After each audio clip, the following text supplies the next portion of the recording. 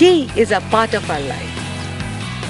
শুভেচ্ছা রাঁধুনি রান্নাঘরে বাইরে অনুষ্ঠানে আমরা এখন আছি শ্রীমঙ্গলের একটি সুন্দর চা বাগান। আজকে আমরা এই চা বাগান ঘুরে দেখব এবং ওই যে এখানকার যে সুন্দর মহিলারা যারা চা প্লাক করছে চা পাতা তাদের সাথে আমরা কথা বলবো এবং এখানে যে টি গার্ডেনটা পরিচালনা করেন যিনি সেলিম সাহেব ওনার সাথে আমরা কিছুক্ষণ গল্প করব এবং এই চা বাগানের বিউটিফুল সৌন্দর্য আমরা আপনাদেরকে দেখাবো।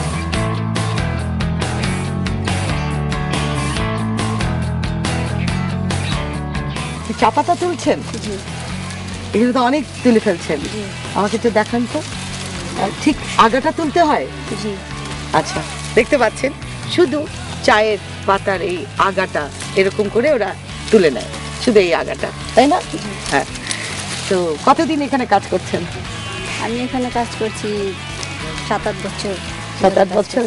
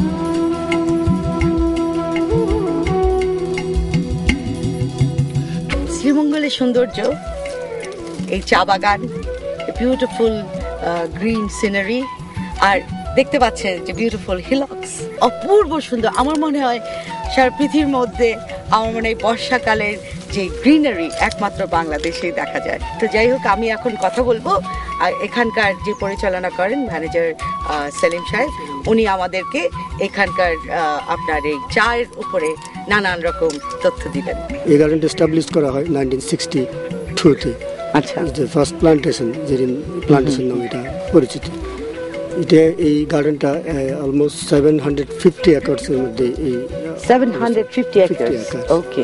এই বাগানে এই প্রায় 900-950 ওয়ার্কার শ্রমিক সিজনে কাজ করে পিক সিজনে। ওকে। অফ সিজনে কিছুটা কম থাকে। অফ সিজন মিনস এই ডিসেম্বর, জানুয়ারি, ফেব্রুয়ারি, এই 3 মান্থ।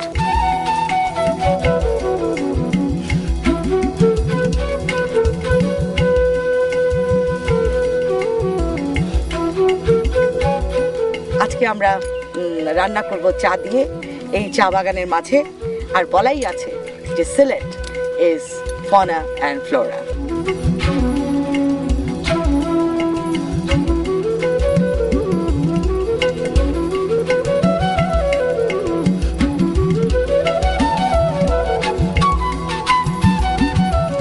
গোলমরিচের গাছ কি সুন্দর, দেখেন লতা বেয়ে উঠে গেছে অন্য একটা গাছের সাথে। এটা দেখতে কিন্তু পান গাছের মতন। আর এই যে গোলমরিচ, কাঁচা গোলমরিচ, এগুলো দিয়ে আমি আজকে রান্না করব।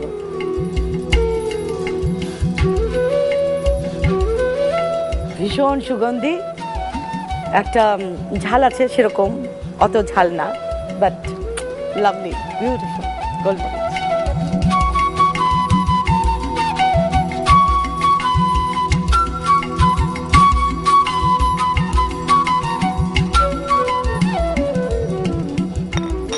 Beautiful tea, very nice. আমি এখন আছি টি গার্ডেনের একটা বাংলোতে। এখানকার যে জেনারেল ম্যানেজার মিস্টার মোস্তফা, ওনার সাথে একটু কথা বলবো আর আপনারা জেনে নেবেন কিভাবে এই বাংলাদেশে, ভারতবর্ষে আপনার চা ইন্ট্রোডিউসড হয়েছে। তো মিস্টার মোস্তফা, আপনি একটু বলবেন আমাকে। মেজর রবার্ট ব্রুস, উনি প্রথম চা গাছ দেখে উনি সিলেক্ট করেছিলেন যে এখানে যখন চা গাছ জঙ্গলে হচ্ছে, এখানে হয়তো চা বাগান গড়ে তোলা যাবে। 1843-তে ওনাদের বাগানের চা থেকে আপনার 6 বাক্স চা লন্ডন সেটা পাঠিয়েছিল। এবং ওটা অনেক ফ্যান্সি প্রাইসে বিক্রি হয়েছে।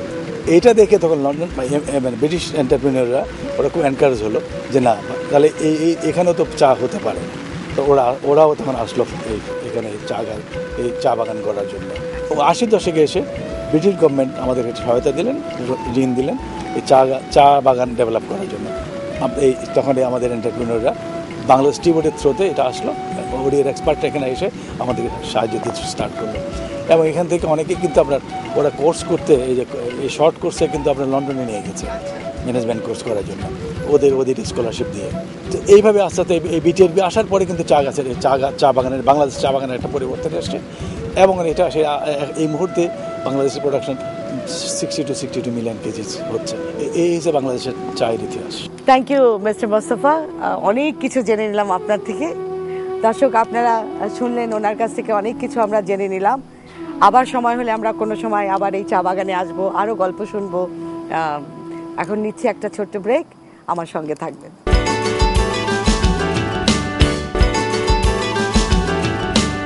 ফিরে এলাম রাঁধুনি রান্নাঘরে বাইরে রান্নার অনুষ্ঠানে। আজকে আমি দাঁড়িয়ে আছি একটা বিউটিফুল চা বাগানে। এখন আমি একটা আইস টি বানাবো। সেই আইস টিটা বানাতে হলে কি কি লাগবে সেটা আমি বলে দিচ্ছি। আমার কমলা, লেবু আর পানি, চা পাতা। আরেকটা হচ্ছে যে আপনার মাছ রান্না করব, সেটাও দেখবেন চা দিয়ে করব। প্রথমে আমি করব একটা আইস টি উইথ অরেঞ্জ লেমন ফ্লেভার।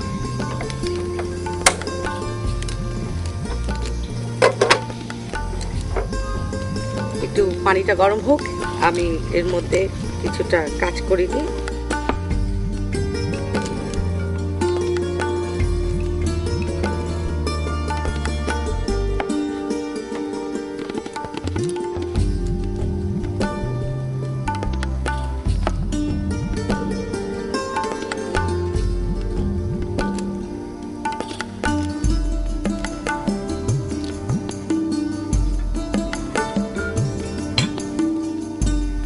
পানি ফুটে গেছে,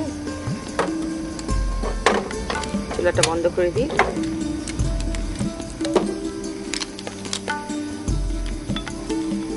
চা পাতা, একটু ভালো চা পাতা নেবেন, 1 চামচ, 2 চামচ।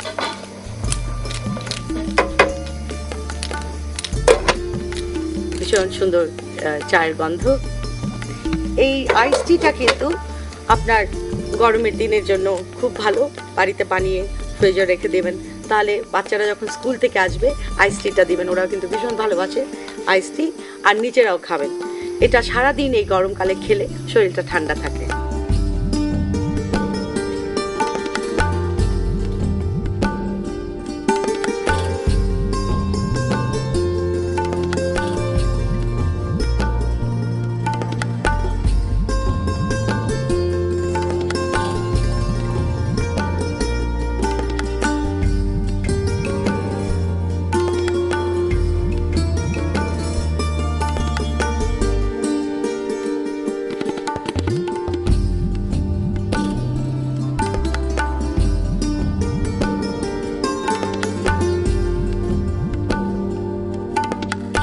আমার লাগছে অরেঞ্জ জুস,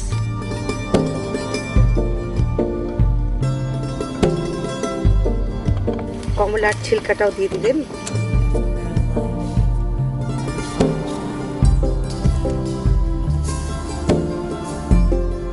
আরো দিব লেবু,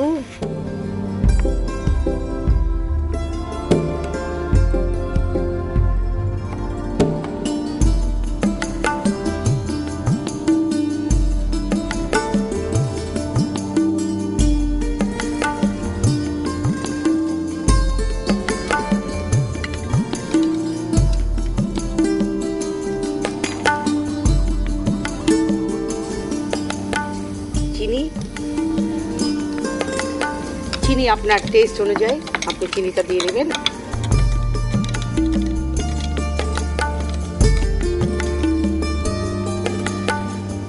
আর দিবেন অনেক ক্রাশ করে আইস।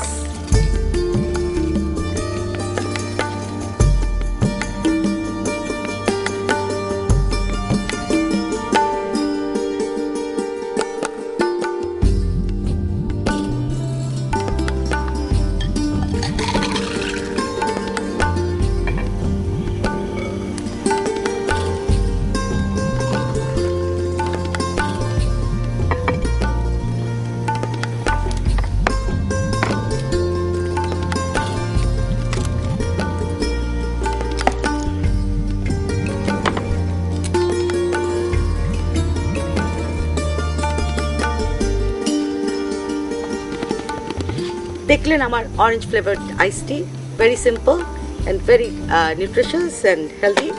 আমি পরে রান্নায় যাব, তার আগে নিচ্ছি একটা ছোট্ট বিরতি। আপনারা আমার সঙ্গে থাকবেন।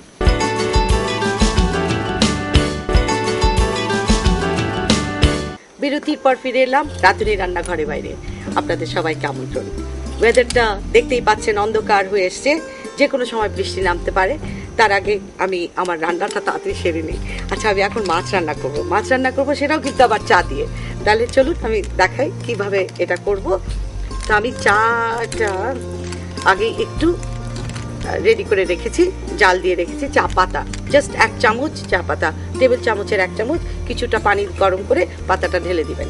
আমাদের ইউনিট একটু আপসেট হয়ে গেল, বললো যে কি ব্যাপার, আপনি কি দিয়ে নাইরাপা কিভাবে আপনি চা দিয়ে মাছ রান্না করবেন। তো ওদেরকে সবাইকে বললাম তোমরা দেখবে কিভাবে এই আমার চা পাতা দিয়ে মাছ রান্না করব। তো আমি চায়ের মধ্যে এখন মাছগুলো পোচ করব। কেমন আছেন? ভালো? দেখতে পাচ্ছেন কি সুন্দর আমি কাজ করছি, ওরা ঘাস কেটে নিয়ে যাচ্ছে, চা পাতা তুলে নিয়ে যাচ্ছে, ভীষণ একটা সুন্দর দৃশ্য। মাছগুলো আমি পোচ করবো এটার মধ্যে। আপনি যে কোনো মাছ নিতে পারেন কাটা ছাড়া, সেটা আপনার আর মাছ, পাঙ্গাস মাছ, বোয়াল মাছ, যে কোনো মাছ নিতে পারেন। তা আমি আজকে এখানে বোয়াল মাছটা খুব ভালো পাওয়া যায়, তো বোয়াল মাছই নিয়েছি।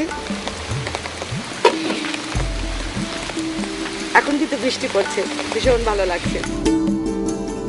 যাই হোক, যে চায়ের মধ্যে মাছটা পোচ করছে, তো পোচ করা আমার হয়ে গেল।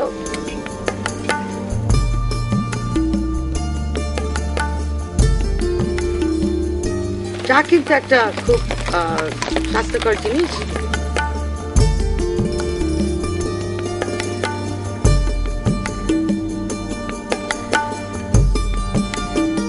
সিলেটে অনেক গোলমরিচ হয়, আমি আজকে গোলমরিচ দিয়ে রান্না করব। আপনারা দেখেছেন আমি এই গোলমরিচটা নিয়ে এসেছি সেই গাছ থেকে পেরে, মানে এত সুন্দর ফ্লেভার। শুধু এটা একটু মুখে দিলে বুঝতে পারবেন যে এটা কি, মানে অসাধারণ একটা টেস্ট। ঝাল, but you will get the real flavour. আমি দুটো তেল দিয়ে রান্না করব, রাঁধুনির সর্ষের তেল,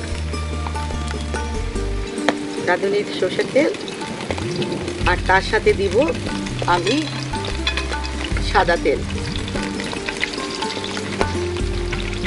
পেঁয়াজ বাটা। আমি লবণটা দিয়ে দিই, নাহলে এটা ফুটবে।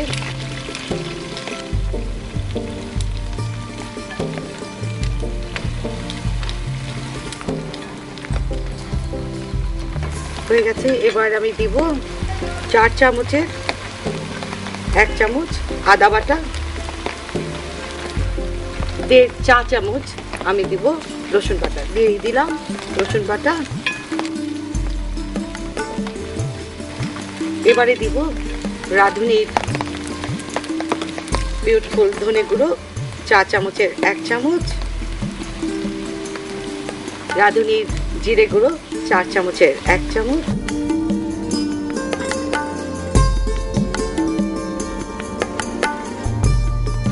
আমি কালো তিল দিব আপনার টেবিল চামচের 1 চামচ,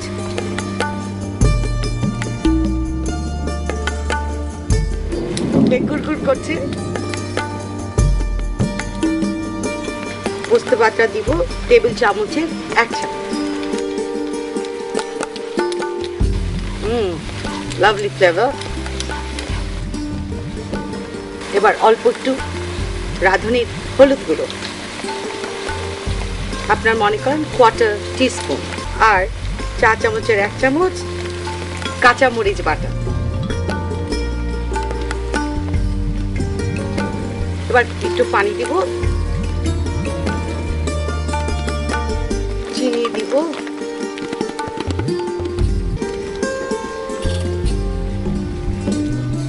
অনেকটা লেবুর রস দেব।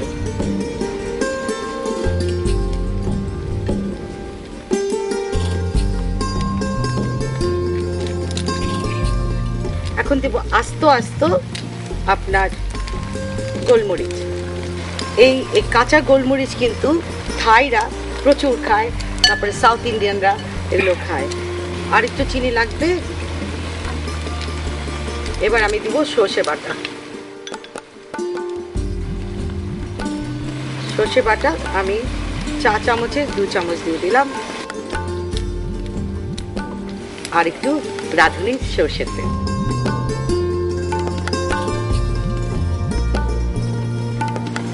বাস হয়ে গেল, চুলা বন্ধ।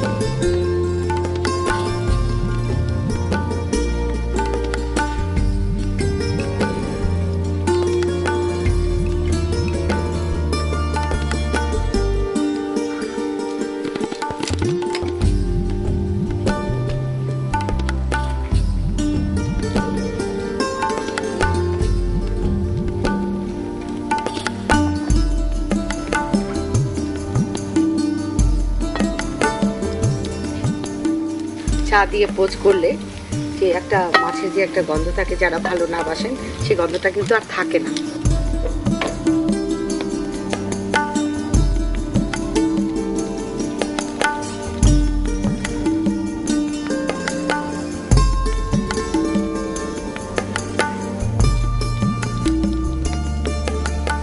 তাহলে দেখলেন আমার প্রিপারেশন। একটা হচ্ছে আইস টি, আর এটা হচ্ছে বোয়াল মাছ উইথ লট অফ স্পাইসেস। এখানে মেইনলি আমি টিটাকেই বলবো, বোয়াল মাছ উইথ টি লিকার। আজকে আমাদের এই রাঁধুনি রান্না ঘরে বাইরে রান্নার অনুষ্ঠান শেষ করছি। আপনাদের অনেক অনেক অনেক অনেক শুভেচ্ছা, ভালোবাসা। সামনের সপ্তাহে আবার দেখতে পাবেন, আর নতুন জায়গা এবং নতুন রেসিপি নিয়ে। তাহলে আজকের মতন এখানেই বিদায়।